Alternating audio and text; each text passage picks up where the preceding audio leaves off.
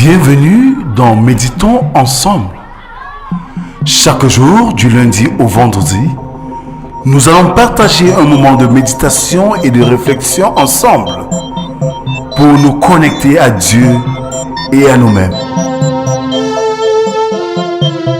Dans un monde où la vie peut être rapide et agitée, nous invitons à prendre un temps d'arrêt pour respirer, pour écouter et pour se laisser guider par la parole de Dieu.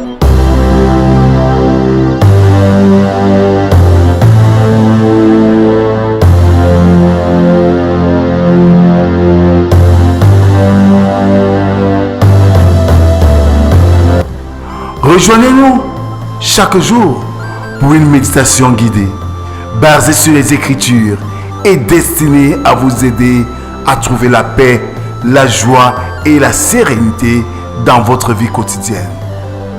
Alors, prenez une profonde inspiration, fermez les yeux et célébrons notre Dieu.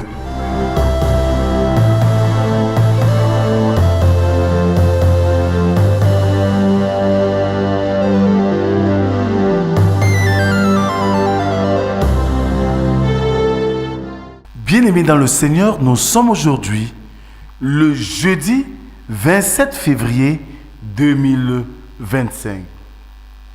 Alice Parizeau dit ceci: chaque épreuve est une bénédiction puisqu'elle purifie et délivre des péchés.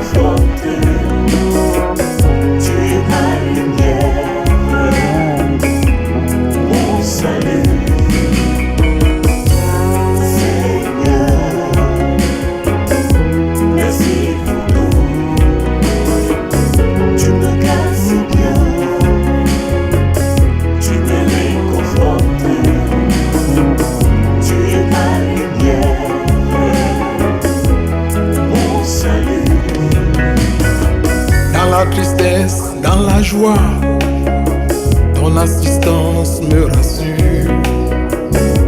Dans mes égarements, tu me montres le droit chemin. Quand mes ennemis veulent ma perte, tu les éloignes de moi. Malgré les persécutions, tu ne m'abandonnes jamais, mon Dieu. Quel amour! Merci pour tout, tu me gardes si bien, tu me réconfortes, tu es ma lumière. Bon salut. Alors frères et sœurs, adorons notre Dieu avec le psaume du jour, le numéro 88, qui stipule ceci: je chanterai toujours les bontés de l'Éternel. Ma bouche fera connaître à jamais ta fidélité. Car je dis, la bonté a des fondements éternels. Tu établis ta fidélité dans les cieux. J'ai fait alliance avec mon élu. Voici ce que j'ai juré à David, mon serviteur. J'affermirai ta postérité pour toujours et j'établirai ton trône à perpétuité. Amen. Éternel notre Dieu, tu nous permets de nous lever ce matin et nous approcher de ton trône de grâce. Maintenant qu'est venu le moment d'écouter ta parole, dispose nos cœurs à ton écoute et fais-nous comprendre ce que tu as à nous dire par ces mots. Parle, Seigneur, nous t'écoutons. Amen.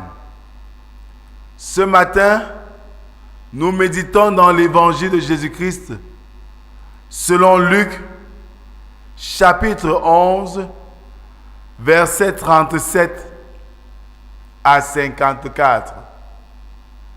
Là, il est écrit: Pendant que Jésus parlait, un pharisien le pria de dîner chez lui. Il entra et se mit à table. Le pharisien vit avec étonnement qu'il ne s'était pas lavé avant le repas. Mais le Seigneur lui dit, « Vous pharisiens, vous nettoyez le dehors de la coupe et du plat, et à l'intérieur, vous êtes pleins de rapines et de méchanceté. Insensé, celui qui a fait le dehors n'a-t-il pas fait aussi le dedans? Donnez plutôt en aumône ce qui est dedans, et voici toutes choses seront pures pour vous. Mais malheur à vous, pharisiens, parce que vous payez la dîme de la menthe, de la rue et de toutes les herbes, et que vous négligez la justice et l'amour de Dieu. C'est là ce qu'il fallait pratiquer sans omettre les autres choses. Malheur à vous, pharisiens, parce que vous aimez les premiers sièges dans les synagogues et les salutations dans les places publiques. Malheur à vous, parce que vous êtes comme les sépulcres qui ne paraissent pas et sur lesquels on marche sans le savoir. Un des docteurs de la loi prit la parole et lui dit, « Maître, en parlant de la sorte, c'est aussi nous que tu outrages. » Et Jésus répondit, « Malheur à vous aussi, docteurs de la loi, parce que vous chargez les hommes de fardeaux difficiles à porter et que vous ne touchez pas vous-même de l'un de vos doigts. Malheur à vous, parce que vous bâtissez les tombeaux des prophètes que vos pères ont tués.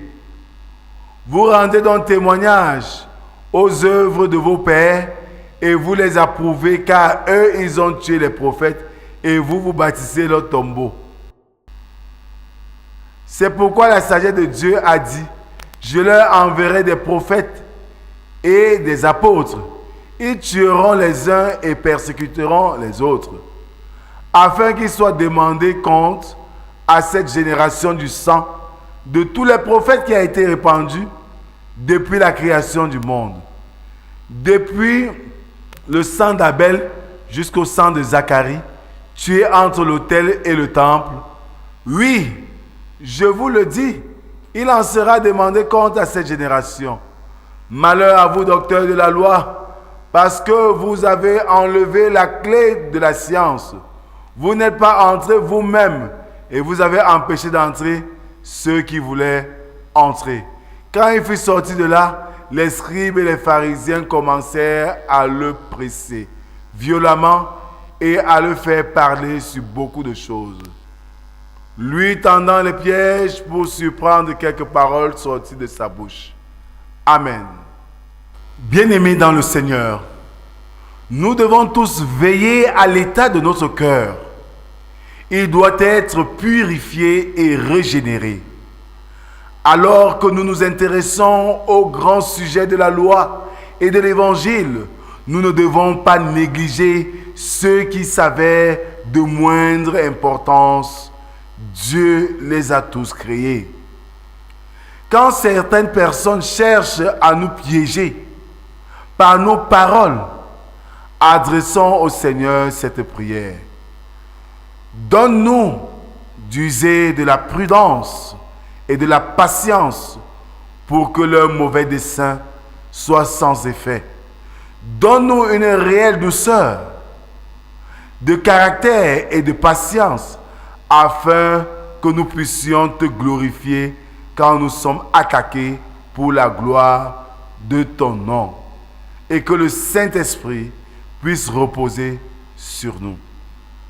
Bien-aimés dans le Seigneur, Jésus est dans une situation que je dirais peut-être embarrassante.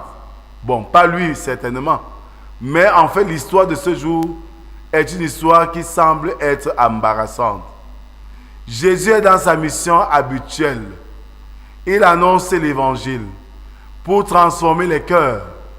Mais à côté de lui, des hommes l'écoutent pour le piéger.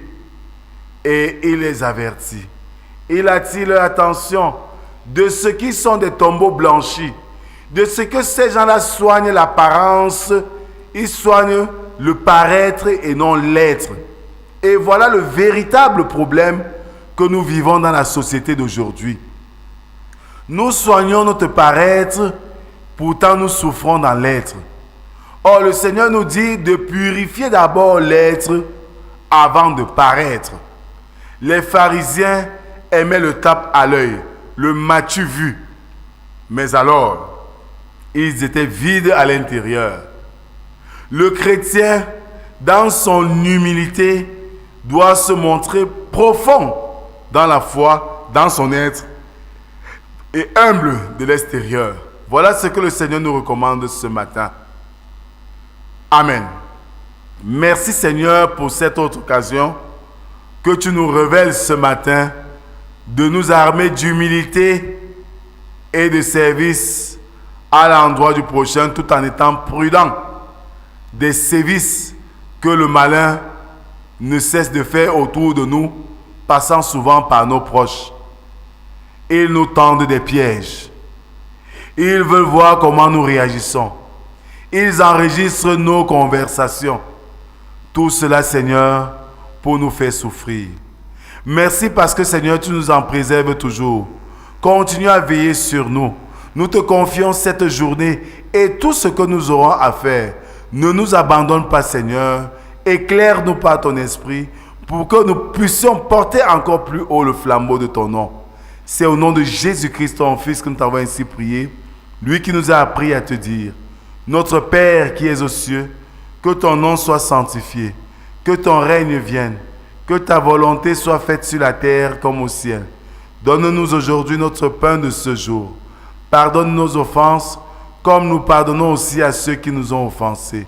Ne nous soumets pas en tentation, mais délivre-nous du mal, car c'est à toi qu'appartiennent le règne, la puissance et la gloire pour les siècles des siècles. Amen. Alors, bien-aimés, en guise d'exhortation, le Seigneur te dit ce matin: cesse de t'inquiéter de ce que les gens penseront de toi, mais intéresse-toi de ce que le Seigneur pense de toi. Alors tu veilleras sur ton être et non sur ton paraître, et tu glorifieras ainsi ton Dieu dans l'humilité et dans le service. Que la grâce, la paix et l'amour de Dieu soient et demeurent avec nous. Au nom du Père, du Fils et du Saint-Esprit, un seul Dieu éternellement béni. Amen. Merci encore pour tous ceux-là qui ne cessent de soutenir cette machine d'évangélisation que nous avons mis en branle depuis près de 6 ans de cela. Shalom, shalom, shalom. Dans la tristesse, dans la joie, ton assistance me rassure. Dans mes égarements, tu me montres le droit chemin. Quand mes ennemis veulent ma perte, tu les éloignes de moi. Malgré les persécutions, tu ne m'abandonnes jamais, mon Dieu. Quel amour, merci pour tout. Tu me gardes si bien.